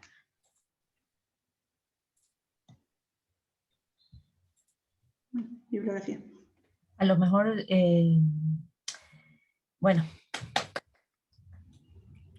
muchas gracias. No sé si tengo activado, pero me gustaría también que a lo mejor luego pongas la bibliografía, pero podamos volver a vernos los rostros para que haya diálogo. Sí, sí, la quito ya. Y pues te agradecemos muchísimo la exposición, porque en realidad, como ha funcionado en otros casos, es el camino que siguió la investigación lo que generosamente podemos ver, cosa que no es muy normal cuando leemos artículos o cuando comentamos textos. No sabemos qué derrotero se siguió, y para el trabajo de mujeres, pues en varios casos va muy ceñido que no son muy visibles estos trazos, entonces que el efecto de reconstrucción detectivesco es el punto de partida, y que todas estas etiquetas que tú empezaste a desmontar desde el inicio, los mitos, las narraciones en torno, complican mucho un acercamiento no fanático. Es decir, hay que entrarle desde la idolización, pero a veces uno se queda ahí. Más que recuperación de fuentes, se vuelve emblema. Yo había visto que en estos textos de recuperación, por ejemplo, por otro motivo estaba buscando a Concha Michel, vi que había una relación generacional, y en el caso de Juana Gutiérrez de Mendoza está muy reivindicada por chicanas como constructora de la mestiza. Entonces Sí. también tiene un auge que tiene que ver con agendas contemporáneas, es decir, como puede haber la de... creo que esa es débil. Ajá, sí, de Mestiza Rhetoric, exactamente. Sí. ¿Es el de Olcott? No, ¿verdad? Es el de... No, este es de Cristina de Veró Ramírez. Exacto. Sí. Uh-huh. Y creo que para nosotros como grupo de estudios siempre resulta muy interesante. A lo mejor Andrea, que tenía unas asesorías, llegó un poco tarde y estaba pues confiada como en el orden lógico que te daríamos la segunda mitad de la sesión. Pueden comentar como los derroteros de exploración, Marco también, sobre estas figuras, es decir, que hay mucho de construir el mito y construir el archivo y después llegar a una narrativa convincente que incorpore varios de los elementos que tú decías en que coincidíamos al inicio metodológicamente desde la idea de retórica. Elena Beristain fue mi maestra, estuvo en mi comité, fue una de mis cotutoras, lamenté muchísimo su fallecimiento y abrió un derrotero para trabajar textos, no solamente, era una gran estudiosa de las vanguardias, no solamente de textos retóricos en otro orden, pero siempre ponía por delante la aproximación, la herramienta teórico-metodológica, y creo que eso ayuda mucho, porque eso te da una cierta asepsia de corazón al trabajar a estas autoras, en donde obligadamente tienes que encontrar también algo que no es tu militancia, ¿no? Entonces creo que esos son ejercicios muy difíciles, pero también muy valiosos. Entonces estoy segura de que va a haber una larga ronda de comentarios y más bien pasemos a eso. Después de reconocerte, digo, todos podemos poner esos aplausitos si es que eso. Gracias. Los encontramos en alguna parte. Eh, pero el punto esencial es el diálogo. Entonces, pues estoy segura de que va a haber excelentes preguntas. Estaba tratando de subir más materiales, pero yo estaba segura de que tenía el libro de Olcott sobre Revolutionary Women in Post-Revolutionary Mexico y no lo tengo en PDF. Estaba segurísima de que lo tenía y me siento robada, pero puede ser que sea otra la computadora donde tenga el material y pronto lo revisaré y si está lo incluiré.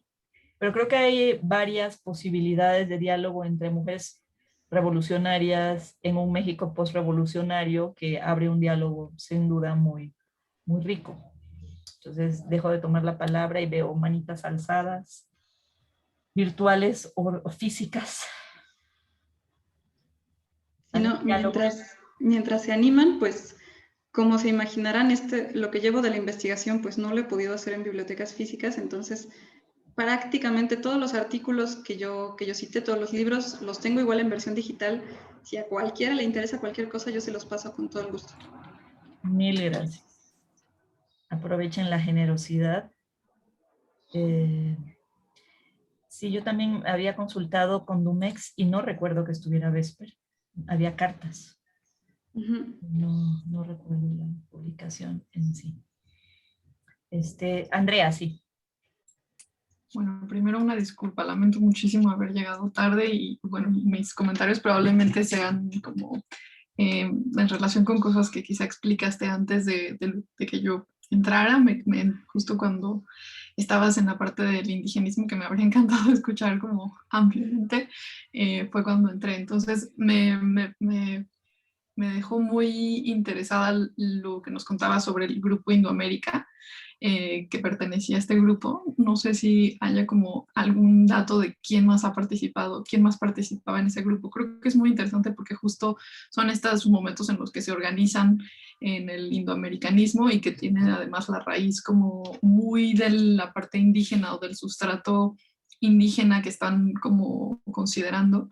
Y justo con Josefina Sendejas, la forma en la que yo encontré información de ella fue a partir de estas asociaciones como fuera de México, ¿no? En las que algunas hacían, yo en particular, la verdad es que como encontré información de eso fue porque ella le contaba a Rafael Heliodoro Valle que estaba en esa asociación y quería ver si podían pues darle un poco más de difusión y, y un poco hacer circular los volúmenes de quienes participaban, ¿no? Aunque pues no decían muchos datos de ella o de la asociación, pero bueno, me gustaría mucho si nos pudieras platicar un poco del grupo.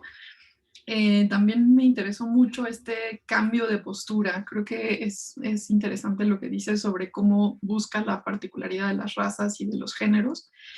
Eh, Cuando mencionas este periodo en el que o sea, después de todo este proceso editorial, de proyectos editoriales en Vesper y cuando finalmente llega a Morelia, creo que es un momento súper interesante donde se cruza, o yo por lo menos pensaría, seguro, creo que en esto quizá coincidamos con Natalia, porque esta relación en la Escuela Industrial de Señoritas, en la que se concibe la emancipación económica, también es muy de los proyectos indigenistas, ¿no?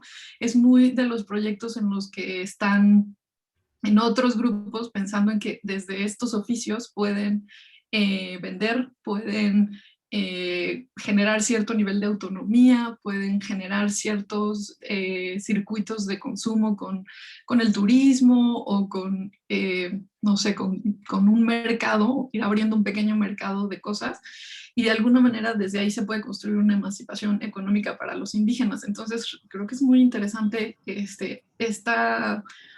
pues esta idea, cómo se traslada también como a los proyectos para señoritas. Mi pregunta ahí también era como, ¿qué oficios se enseñan? ¿Qué oficios qué relación hay con Michoacán, con los oficios de Michoacán? Y en qué medida ella continúa con los proyectos que tenía o con la visión de lo indígena en este papel como directora. No sé, si nos pudieras platicar de eso. Andrea, quizá como tú no estuviste en la clase pasada, cuando sí introdujimos a Aranza, a Marco, a Natalia, con Sofía, puede ser que para ella también sea interesante saber de tus proyectos, o sea, de tu formación, el lugar donde te encuentras, la tesis que estás trabajando, y en Cendejas mismo, cuál fue tu exploración para poder establecer ese diálogo. Sí, sí, perdón por no hacer esa mención. Bueno, yo soy, estudié primero diseño, pero después literatura, letras, y ahorita mi tesis de doctorado es sobre las relaciones entre México y Perú entre los años 20 y 30, ¿no? Lo tuve que ir acotando. En historia del arte, exactamente. Entonces, los núcleos que han ido dándole un poco como discusión, como ejes de discusión, porque justo es un periodo muy amplio, ha sido en particular como figuras y proyectos de Manuel Gamio y de Moisés Sáenz, y como los vínculos que tendieron entre México y Perú, ¿no? Entonces, justamente mucho de lo que se desarrolla son este tipo de proyectos como de por ejemplo, en Teotihuacán, lo que establece Gamio, estas escuelas que hace para recuperar la cerámica. Estos son como los proyectos que de alguna manera he ido recuperando, que también se dan en Perú, que también se impulsan sobre todo en la región andina, ¿no? Y bueno, eso es como a grandes rasgos. Y en la parte más específica del proyecto que desarrollé con Yana, es una investigación sobre una revista que se llama Conozca Usted a México, en la que aparece Josefina Cendejas, justamente, ¿no? Traté de rastrear un poco cuál era el papel de esta mujer. La verdad, mi acercamiento al principio era muy distinto, era muy como de rastrear su trabajo en varias revistas y de cruzar cuál era la relación entre estas mujeres periodistas o estas mujeres escritoras y la cultura popular. Eso era lo que me interesaba, cómo van introduciéndose en este campo de escritura, ¿no? ¿Qué papel tenía para ellas como mujeres intelectuales? Eso era lo que como lo que me motivaba, porque por ejemplo está Luz Vera, que también, bueno, inicialmente a Luz Vera era quien quería trabajar también, porque le encontré en el archivo del ISUE como le encomiendan un proyecto de investigación sobre arte popular muy temprano, me parece que es en el 1915, ¿no?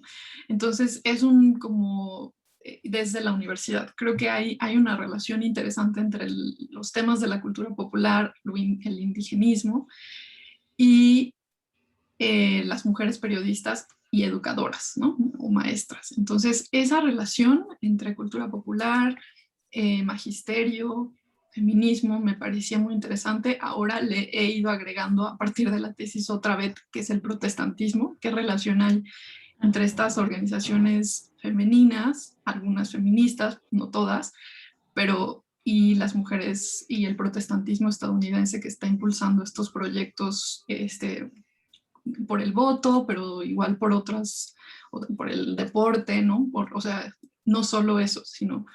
Entonces, bueno, eso fue a raíz de la esposa de Manuel Gamio, un poco ir rastreando, y resulta que la esposa de Manuel Gamio está en una de esas organizaciones.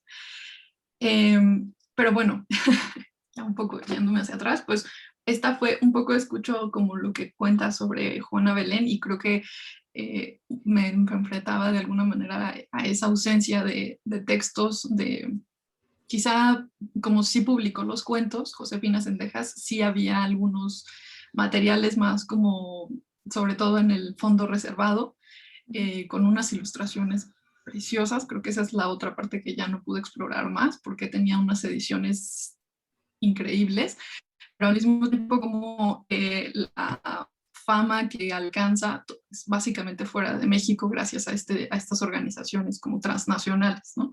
Por eso iba mi pregunta, pero bueno, ahora sí te dejo contestar. Ok, bueno, de las dos cosas, pues primero del grupo Indoamérica, desafortunadamente no puedo decirte nada más por el pronto, pero definitivamente pues me sirve mucho lo que señalas de que esta es una pista importante que si me meto por ahí pues me puede llevar a bastantes otros descubrimientos. Entonces definitivamente voy a ahondar en eso. Y luego, para esta escuela de señoritas, sí tenía apuntados los oficios, nada más déjame encontrar dónde era.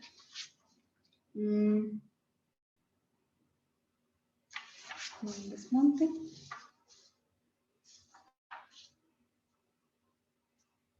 Aquí están. Algunos de los oficios eran carpintería, peletería, bordado y corte y confección. Yo, en mi opinión, son sobre todo, digo, quizás algo carpintería, creo que son los oficios más clásicos de enseñar a las señoritas y no estoy lo bastante familiarizada con pues con las artes populares de Morelia como para decirte si coinciden o no. ¿Tú sabes si coinciden o no? Pues yo creo que más bien justo tienes razón, no, por ejemplo, no serían lacas, ¿no? No serían como este tipo de proyectos que también se impulsaron probablemente, pues sí, tal vez por esos años, pero sí, coincido en que carpintería y peletería son como cosas interesantes, estaría padre, esto sería como otra ruta porque sí se publica mucho las exposiciones que hacen, ¿no? Por ejemplo, las de Pachuca sí se publicaban como la exposición de señoritas, como de los resultados, sobre todo porque las exposiciones eran estos espacios que generaban relación con los compradores, ¿no? Entonces era súper importante las exposiciones como que fueran muy locales para que, y pienso que probablemente salen en la prensa, porque son, por lo menos las de Querétaro que tenemos, esas sí salen en azulejos o son como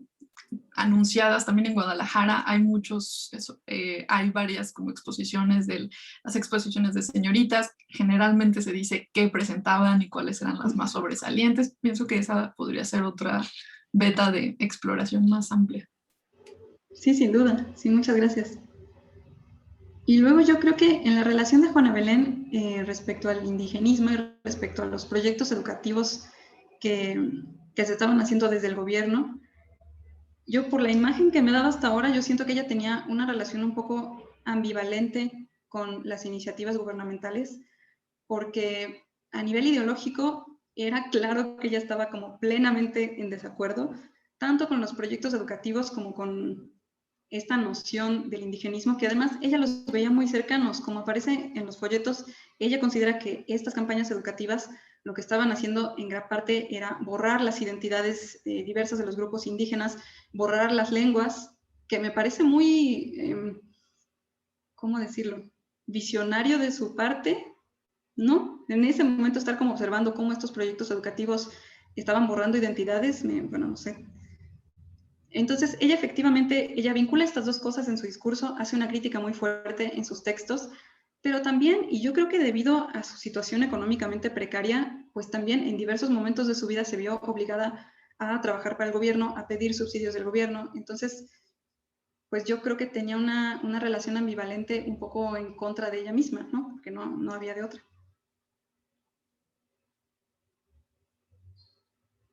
Sí, yo también coincido porque, por ejemplo, bueno, de los que ubico más es a Sáenz como en este periodo temprano, y también lo que están impulsando es como el español como la lengua única, ¿no? Es este proyecto de unificación lingüística. Entonces creo que ese es muy interesante y no sé no sé también como, esto seguro es lo que me perdí, como de dónde va pensando en eso, o a quién leyó que le, que le influyó, que le nutrió para pensar en en el resguardo de estos aspectos. O sea, creo que eso es la parte muy interesante. A mí, obviamente, lo que me surge es como qué idea de cultura popular tiene o qué idea de identidad tiene, ¿no? En dónde se resguarda. O sea, se resguarda entonces en la lengua, se resguarda en la cultura material. Bueno, no sé, me salen muchas preguntas que están más orientadas como a lo este, a lo que hemos trabajado de cultura popular, pero bueno, está muy, muy interesante. Pues yo creo que tuvo una gran influencia pues, del pensamiento zapatista. Y si te interesa leer un poquito más de cómo ella concibe esta identidad indígena, pues está también el ensayo Por la tierra y por la raza, desarrolla bastante esta parte. Para ella sí es fundamental la lengua, son fundamentales las costumbres y los hábitos, eso lo desarrolla más en ese texto, que tienen mucho que ver con la tierra. Para ella es esencial la relación con la tierra y también, por supuesto, una construcción de la historia propia. Entonces, digamos, crear su propio discurso, resaltar los orígenes propios y contravenir un discurso pues, del mestizaje. Esa es la idea que ella defiende. Quizá se puede ahí reiterar esta idea. Yo no sé, nunca había oído hablar de Caxcanes, pero esta idea de que ella viene de origen de Caxcanes, o sea, que ella es indígena y que ella reivindica la raíz, hace toda la diferencia, porque generalmente el perfil que tenemos, pensaba que a mí me recordó mucho a Magda Portal, la peruana aprista, que después está exiliada en México, con esta entrar y salir de la cárcel, ser comunista, huérfana, y después quedar como la víctima inmediata en cualquiera de las redadas. Terminaba Magda en la cárcel y tenía ya su núcleo, eh, con muchos destierros en el medio, que quizás es la diferencia. Pero Magda no era, o sea, en ella siempre había este proyecto civilizatorio hispanófilo, si queremos decir, pero que ni siquiera se cuestionaba que eso fuera parte. Es decir, usaban el concepto de Indoamérica porque era un concepto más bien del APRA, de allá de la Torre, pero no había, era como lo de Amauta, es decir, no había un indigenismo real, ni una lengua, ni una cultura que defender, sino un mestizaje. Y ahí no hay como esa otra raíz problemática, ¿no? También hay un libro en el 38 que se llama algo como Maestro de Corso, el maestro indoamericano, un manual. Lo puedo buscar ahora. Es decir, creo que hay un movimiento vinculado con magisterio, justo como lo proponía Andrea, que tiene más peso. Estoy segura que el libro es del 38 y ahorita, pero ahí también me parece que era de Oaxaca. Eh, y había como estas cuestiones regionales, ¿no? De exploraciones. Entonces, sí es como cuando se reconoce, me acuerdo que Melgar hacía la recuperación, Ricardo Melgar de Indoamérica, y en la sucesión de para qué se había usado, él decía en México Corso, que no es un maestro que yo haya estudiado, pero que aparentemente era la beta como lingüística, que no era exactamente lo que proponían allá de la Torre o Mariátegui, ¿no? Con el término, pero sí, esa es una exploración que está pendiente.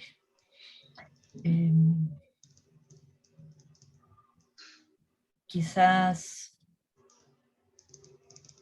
faltan cruzar archivos, y a todos, no a ti, sino a todos, ¿no? Como que siempre nos quedamos con esta cuestión parcelizada, y lo digo por mí más bien que trabajé Magda, pero luego ya no rastreé más entronques con México, con las feministas mexicanas. No sé.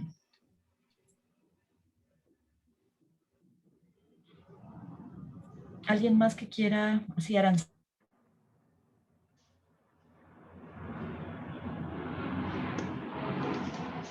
¿Tienes el audio cerrado?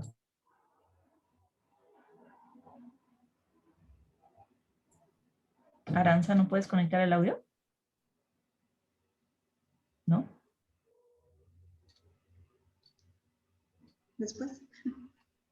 Creo que después vas tú. Ok.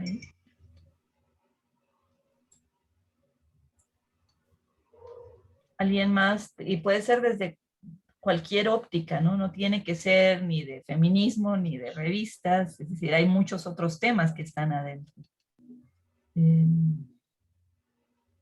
Pensaba incluso en simplemente la cuestión metodológica, ¿no? No poder identificar textos. Esto que decías al comienzo, ¿no? Pues por censura hay textos que tú no puedes afirmar del todo que sean suyos, porque se encubría, ¿no? En el trabajo de Omar también ha sido una cuestión de seudónimos. Es decir, a veces son más esas cosas las que pueden coincidir, no necesariamente con el tema en sí. Aranza, yo no te puedo reactivar, o sea, yo no di bloqueo a la voz. Si quieren, lo que puedo hacer es detener el video. Bueno, esto va a ser eso. Ah, no, eso detiene mi video, voy a detener la grabación.